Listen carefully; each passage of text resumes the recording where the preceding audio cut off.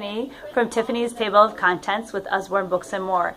Today I'm going to talk to you about My Farm Animal World. This is a Kane Miller book. Kane Miller is a division of Usborne Books. And it has a magnetic flap, essentially a box, with 9 books in it about different animals.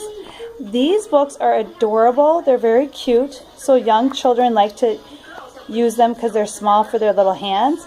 And they talk about the different animals and just tell different stories and fun little things. And they easily go back into their slot, and you can tell what slot they go into because it's labeled. So these are fun for little children. You can use them as little blocks and build,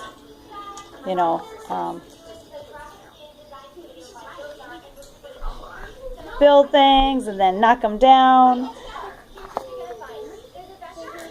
Little children love these. Older children love reading to them or organizing them.